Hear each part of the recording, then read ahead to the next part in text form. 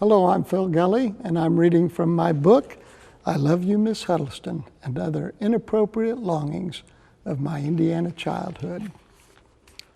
Of all the holidays, Halloween was my favorite, topping even Christmas, where some sort of reciprocity was expected. Halloween was a one-way street. All of its riches headed my way. I wasn't sure when Halloween had been invented, but knew it had to have been dreamed up by a kid. No adult in his right mind would ever have said, let's have kids go door to door and we'll give them candy, and if we don't, they can soap our windows and throw toilet paper in our trees. It'll be fun. My early Halloweens were perilous affairs. I dressed as a ghost, a bed sheet draped over me. We were too poor to waste a sheet, so my mother never cut holes for my eyes. My brother Glenn was supposed to hold my hand and guide me from house to house, but as soon as we turned the corner and were out of my parents' eyesight, he would launch out on his own and leave me to my own devices. I would stumble from house to house, tripping over curbs, running into cars, smacking headlong into trees, and spilling my candy.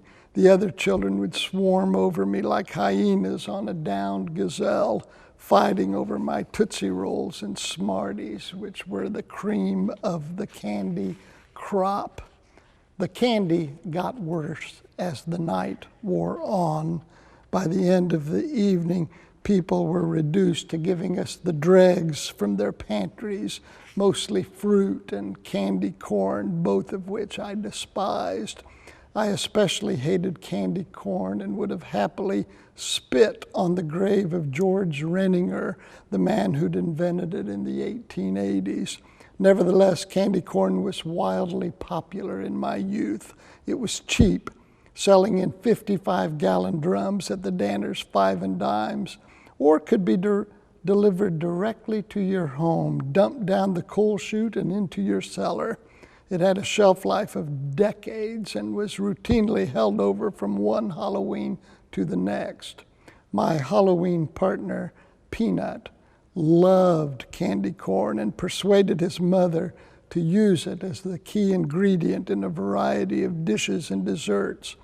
Candy corn pie, candy corn cake, candy corn cookies, and candy corn pizza. In the months following Halloween, he happily subsisted on a steady diet of it, his skin turning a waxy orangey yellow. After a few years, he began to resemble candy corn, wide on the bottom, tapering to a point at his peanutty head.